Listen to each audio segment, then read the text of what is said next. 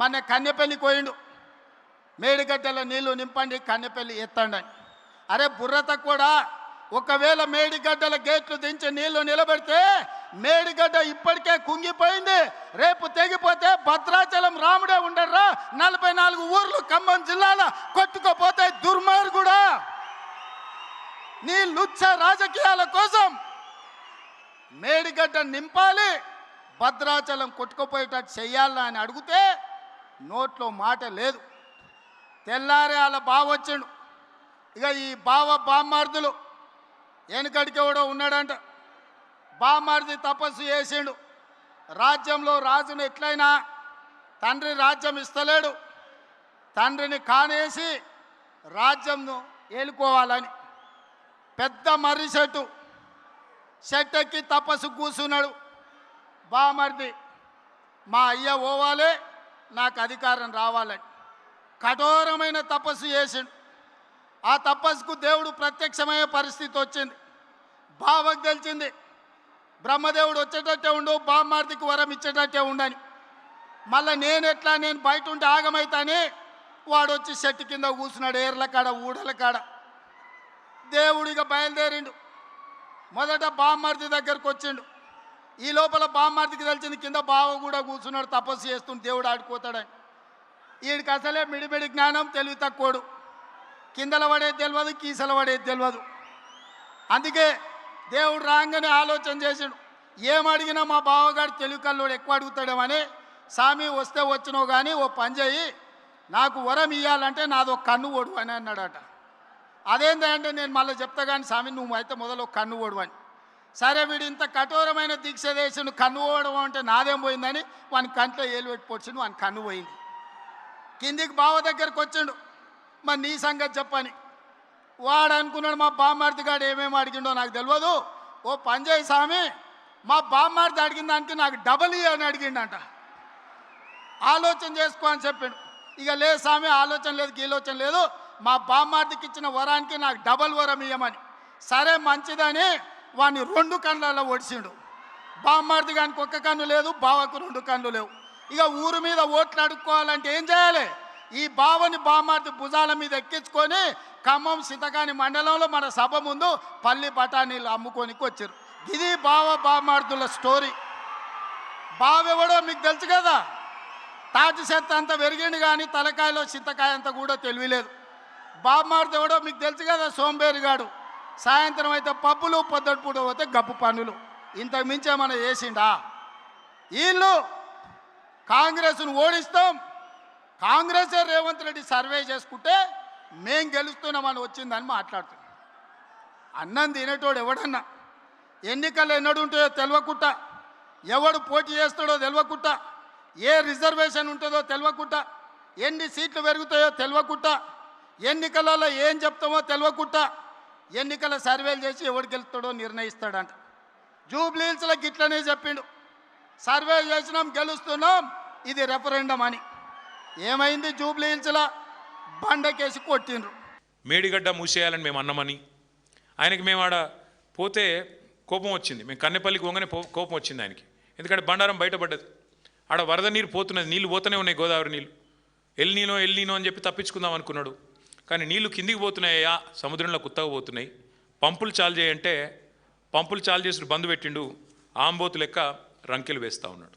నోటికొచ్చిన బూతులు, నోటికొచ్చిన మాటలు, బుర్ర తక్కువలని, లుచ్చా రాజకీయాలని. నేను ముఖ్యమంత్రి గారిని ఉటంకిస్తూ ఉన్నాను, నేనేం కొత్తగా ఆయన తిట్టట్లేదు. అచ్చోసిన ఆంబోతులాగా ఇవాళ నోటికొచ్చినట్టు రంకెలేస్తూ ఉన్నాడు. ఇక ఆయన మాట్లాడిన మాటల్లో పిచ్చివాగుడు తప్ప, శరామామూలుగా తిట్లు ఒట్లు తప్ప కొత్తది ఏమీ లేదు. ఇవాళ బండారం అయితే బయటపడ్డది ఈ రాష్ట్ర ప్రభుత్వానికి. ఏంటిది? ఇది కాలం తెచ్చిన కరువు కాదు, నీళ్లు పుష్కలంగా ఉన్నాయి. ఏ పాయింట్లు అయితే నీళ్లు ఉన్నాయో ఆ పాయింట్కి తీసుకుపోయి మరీ చూపెట్టినాం. ఈ రాష్ట్ర రైతులు చూస్తూ ఉన్నారు.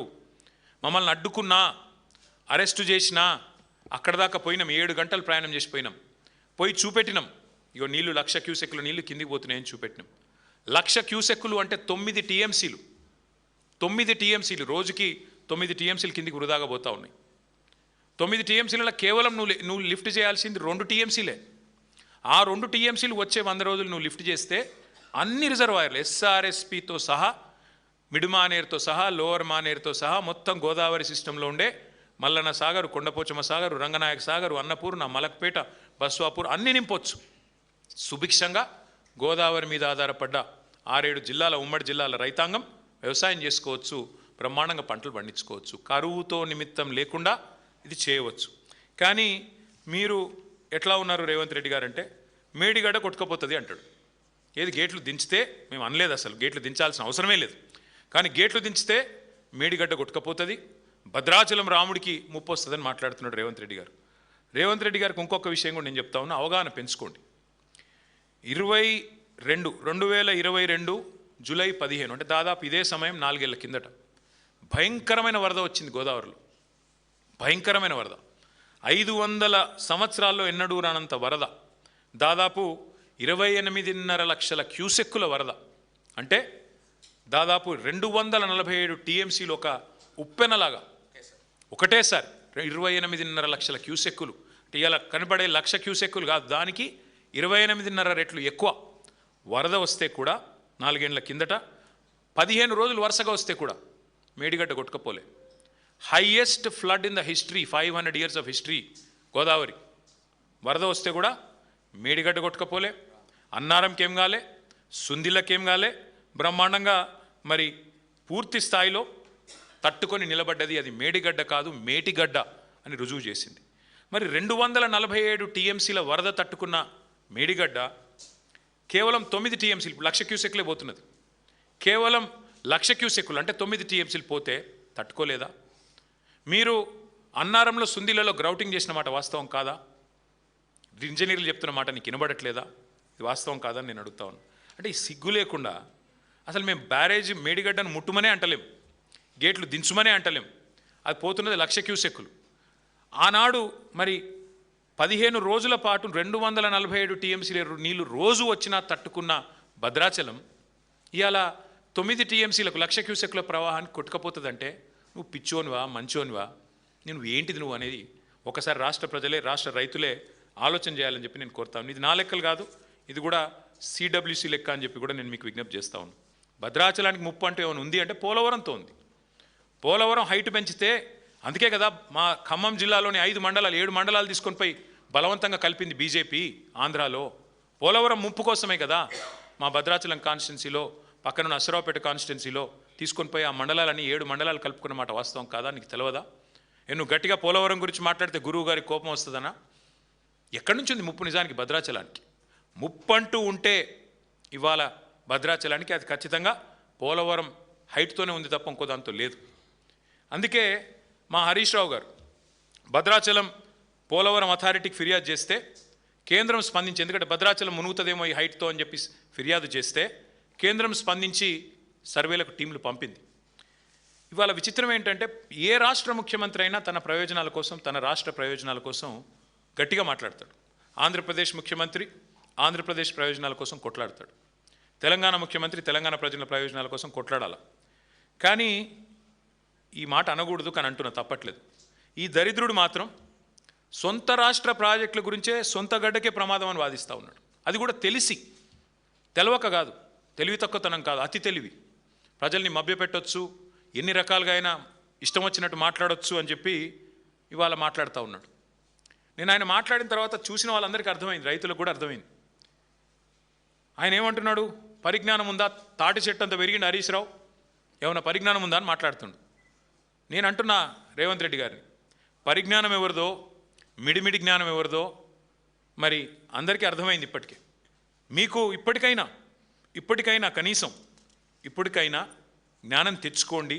దయచేసి దేవుళ్ళను కూడా మీ నీచ రాజకీయాల కోసం వాడుకునే సంస్కృతి బంద్ చేయండి. మీరు ఎన్నికల ముందు కూడా చేశారు ఇదే పని.